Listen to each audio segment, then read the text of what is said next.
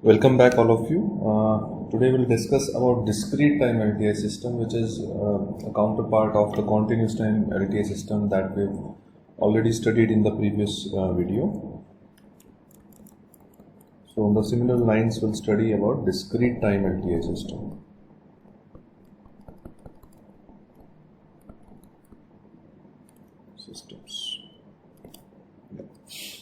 So you may recall that in case of continuous time LTI system, if the input signal is x of t, and the impulse response is h of t, the output yt is equal to xt convolution ht, which can be represented mathematically as a convolutional integral as x tau into h t minus tau d tau. Right. I hope you remember this convolutional integral expression.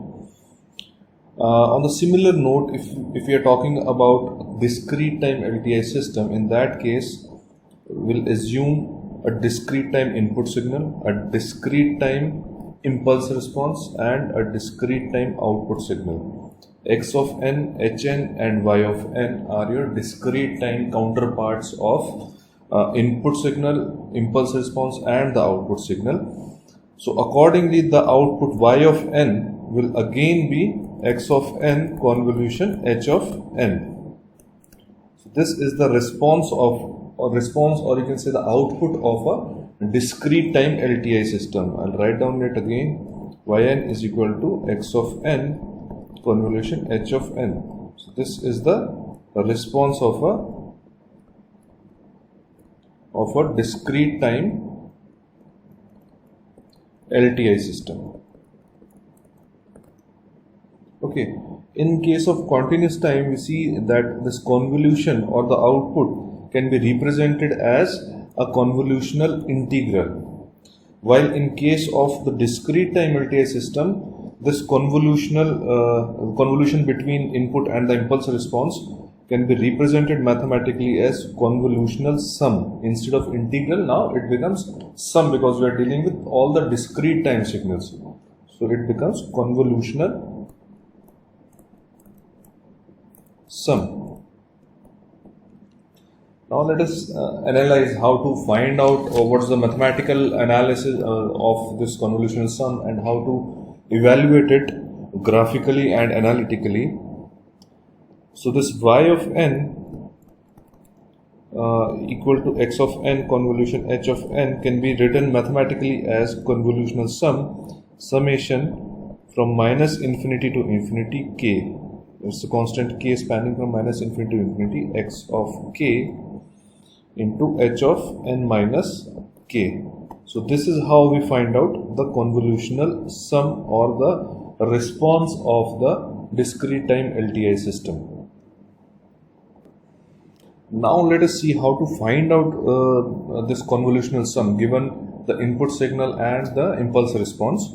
We can clearly see the major operations that are taking place.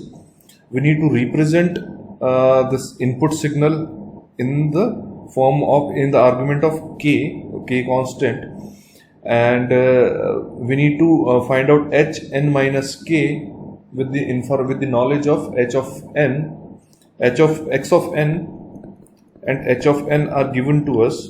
Based on these two informations, we'll find out x of k and h of n minus k. That will be the first step. And in order to find out this h n minus k, you have to perform several signal transformations like shifting and reversal. You need to perform shifting as well as reversal in order to find out h n minus k. And then the further step is multiplication of these two and then addition of the multiple terms. So these are the major steps which are involved in evaluation of the convolutional sum. I'll just write down these major steps. First one is plot xk and hk as a function of k, not n. We are given x n and h of n. We'll use that information to plot xk and hk as a function of k, not n. That is the first step. Second step is shifting. Shifting means we now have hk with us. We'll shift it by n units to get h of k plus n. Alright. Third step will be reversal. Now we have h k plus n. We'll reverse it to get h of minus k plus n, which is equivalent to h of n minus k. Correct. And the last operation required for convolutional sum is multiplication and addition. Alright, we'll multiply x of k with h of n minus k, and then we'll take summation of these multiple terms. So these are the four major steps which are required to evaluate any convolutional sum or to find out the response of a discrete time LTI system. Okay, let us do one question that will clear out most of your doubts based on how to find out the response of a discrete time LTI system. So let us attempt this question. Find the convolutional sum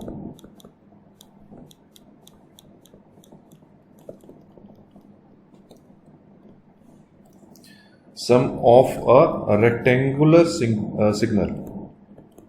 Rectangular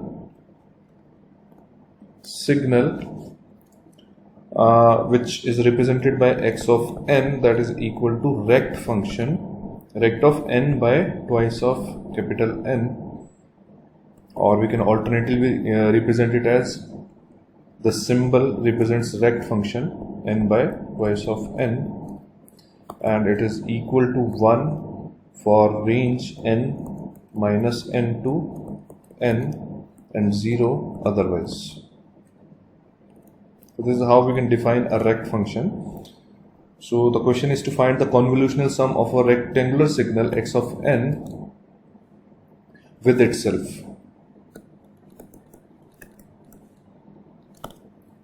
Rather, you can also alternatively say that we have a LTI system and the input is x of n and the impulse response is h of n and output is y of n, where x of n is a rect function and this h of n is also the similar rect function. Okay, that means we need to find out convolution of a rect function with the same rect function in order to get the output y of n. That is the aim of the question. Okay, now let us see how do we attempt this these kind of questions. Okay, so our aim is to find out y of n, which is nothing but the convolution of xn and h of n, which can be written mathematically as summation x of k h of n minus k, k ranging from minus infinity to plus infinity. So this is what we have to evaluate. Okay, so the very first step is to plot the curves of x of k and h of n minus k. Okay, so x of n, we know it's a rect function, that is rect n by twice of n. It is equal to 1. Yeah, I have written it. It's equal to 1 for range minus n to n and 0 otherwise. So let us plot this rect function, discrete time rect function, x of n. Its value is 1. Let's say this is minus of n and this is plus of n.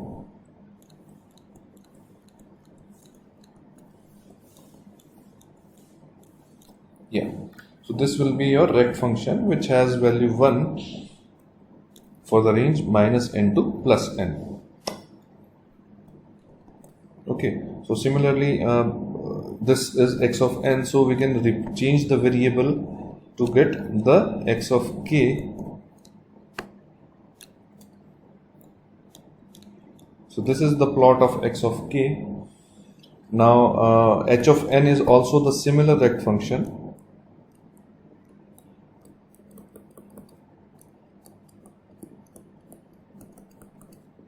This is your h of n. It's the similar rect function, but we need to find out h of n minus k. Our aim is to find out h of n minus k. So in order to find out h n minus k, we will make use of this information, that is h of n, that is available to us. So with the help of h of n, we can easily write down, we can plot h of k.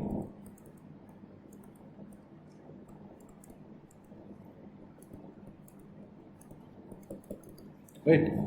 It will be just the same plot, just there will be change of variable. And then with the help of this hk, we can find out h of k plus n. So using this h of k, we find out hk plus n, that is shifted version of h of k, and the shift will be towards left hand side or right hand side depending on the value of n, right? So you can say that this h of n plus k would be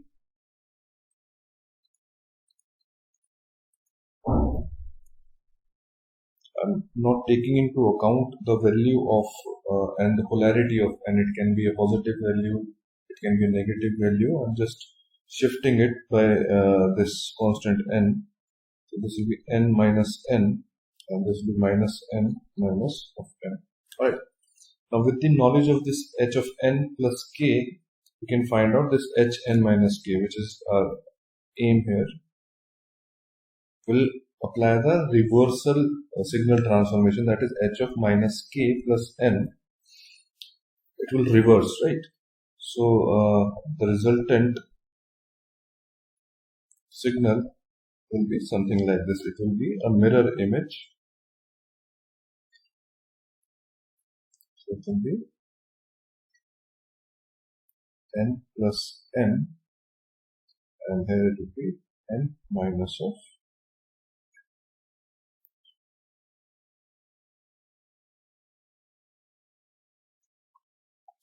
Now we have two important informations. One is this h of n minus k, which is equal to h of n minus k, and other important information is x of k. These are the two important information that we have with us, with the help of which we can find out this expression. Now we need to multiply this x of k with h of n minus k. That means this x of k with h of n minus k. Now this multiplication process is a little complicated, and because it depends on the value of n. What will be this value of n?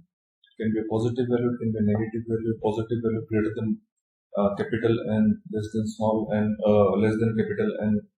So we'll factor in all the possible scenarios here. So I'll just plot these two information again.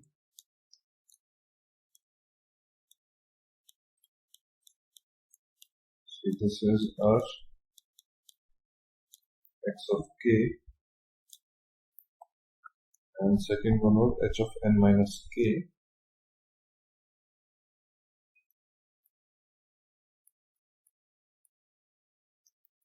N minus n, that is n plus n.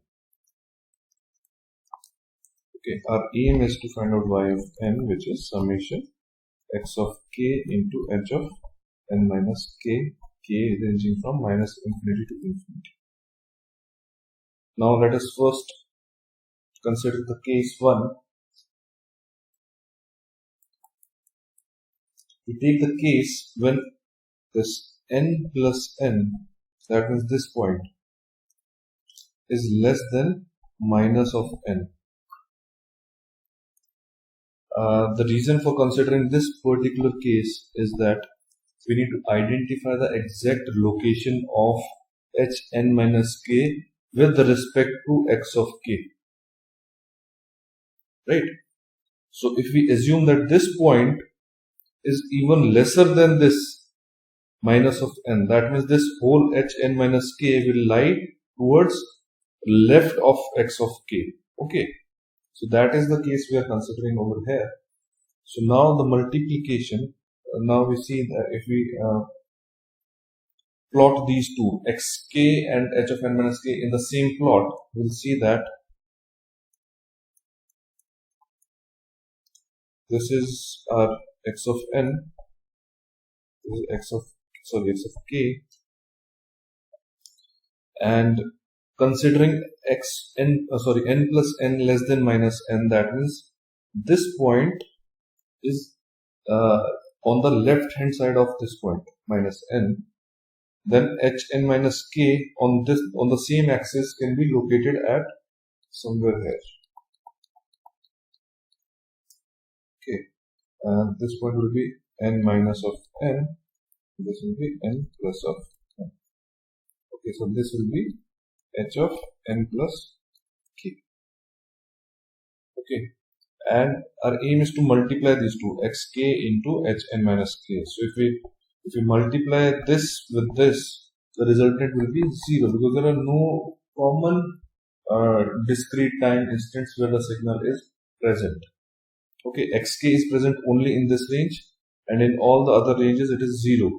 On the other hand, hn plus k is present only in this range, and in all the other ranges it is 0. So when we multiply xk with hn plus k, the resultant will be 0. So y of n, that is summation x of k h of n minus k,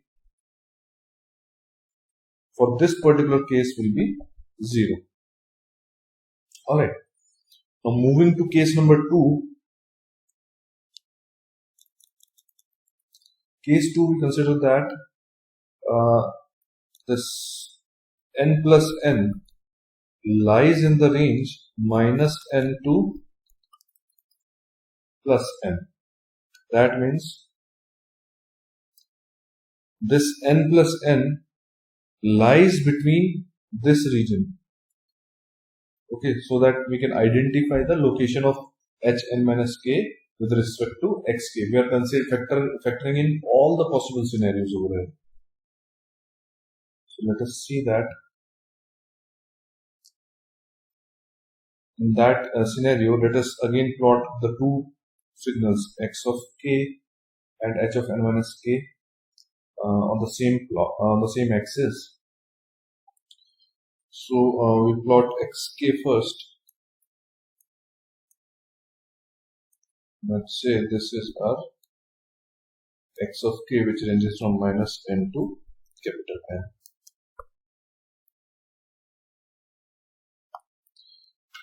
Next, let us plot h of n minus k, and we know that this n plus n lies between this range, right?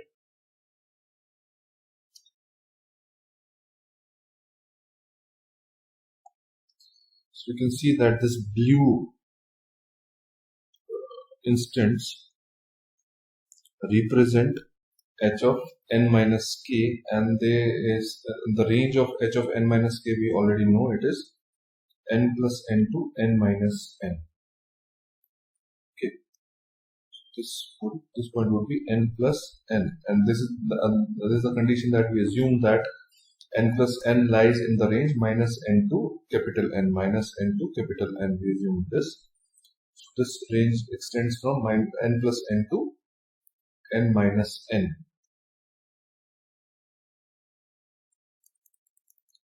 Yeah.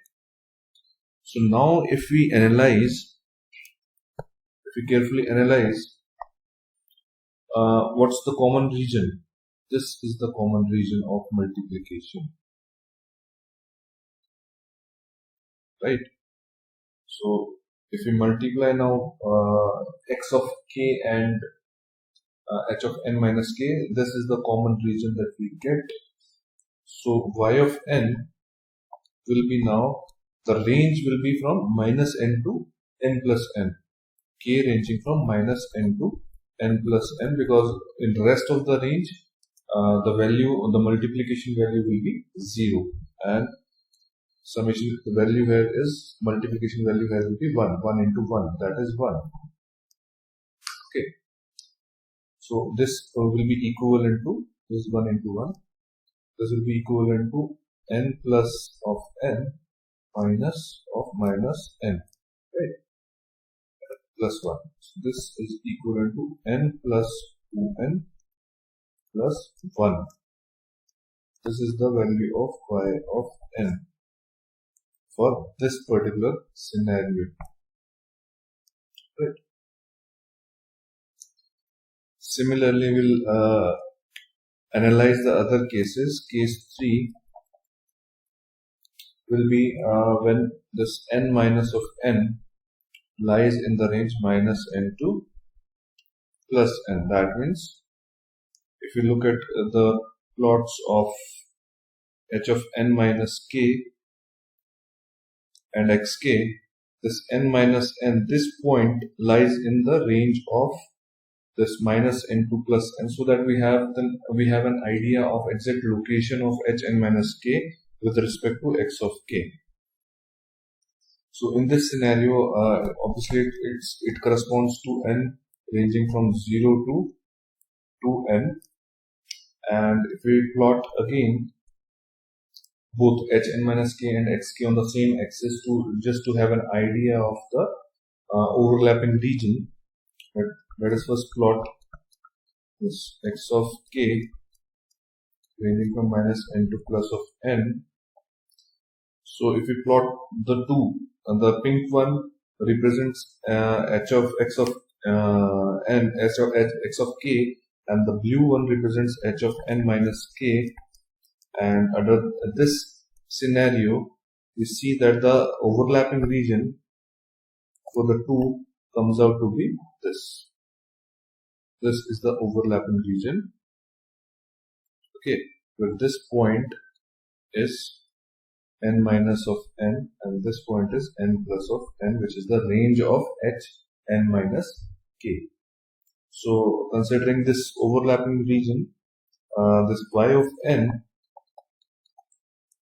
will be equal to summation, and the range will be n minus n to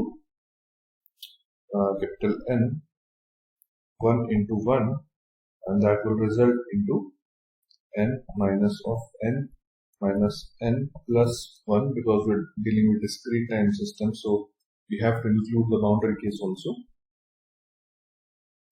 and the resultant will be 2n minus n plus 1 for the case when n ranges from 0 to 2n. 0 to 2n. Similarly, the case 2, for the case 2, the value of n was from minus 2n to 0 according to this criteria, and for case 1, the value of n was less than minus of 2n. Right. So similarly, we can have the case number 4,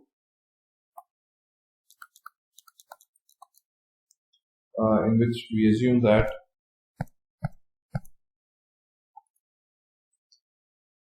n minus of n is greater than capital N, or we can correspondingly say that n is greater than twice of n. In that case, if we plot the two x of k and hn minus k on the same plot with this x of k from minus n to n, the h of n minus k will be on the right side of this, ranging from n minus n to n plus n. This will be h of n minus k. So we can see that there is no common area of multiplication between xk and h of n minus k, and hence y of n equal to 0 again for n greater than twice of n. Thus now we can say that y of n, as we have analyzed y of n for all the possible scenarios, can be written as equal to 0 for n less than minus 2n, 2n plus n plus 1 for n for n ranging from -2n to 0 to n minus n plus 1 for n ranging from 0 to 2n and 0 for the last case, which is n greater than 2n.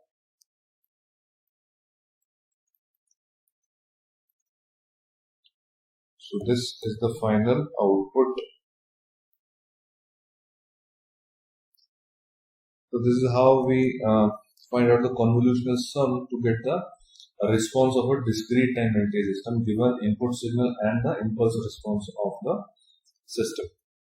Moving on, we'll quickly have a look at the properties of discrete time LTI system, or properties of convolutional sum rather. As you see in the properties of convolutional integral, in the same way, we'll have a look at the properties of convolutional sum.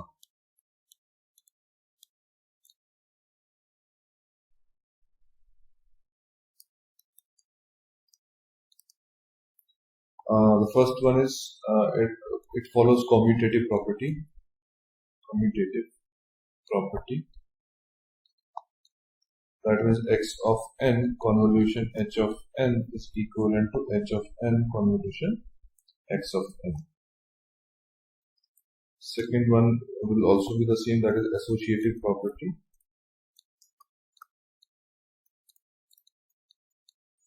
It says that x of n convolution h1n convolution h2n is equivalent to x of n convolution h1n convolution h2n. Third property is also same, that is distributive property.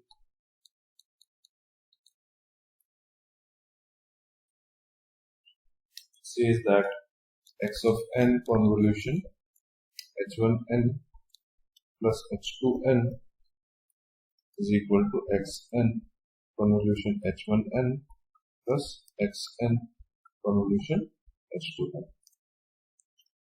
Fourth one is the shifting property, which says that if x of n convolution h of n equal to y of n represents a system equation, then a shift in the input side, input side means any of the input signal or the impulse response, will result into an identical shift in the output equal to y of n minus n naught. A shift in the input either in xn or h of n will result in an identical shift in the y of n output. Next property is convolution with impulse. It will also remain same as we saw in the case of continuous time signals, continuous time LTI systems, that x of n convolved with del of n will result in the same signal, that is x of n. Next property is the width property. According to the width property in case of discrete time LTI system, let us say that if y of n equal to x of n convolution h of n, this is the system equation of LTI system. Xn is a signal that consists of nx samples, and let's say hn is the signal that consists of ny number of samples. These are the discrete time samples. The number of discrete time samples are nx and n of y. And if we take convolution of these two, then yn will be a signal with the samples ny equal to nx plus ny minus y.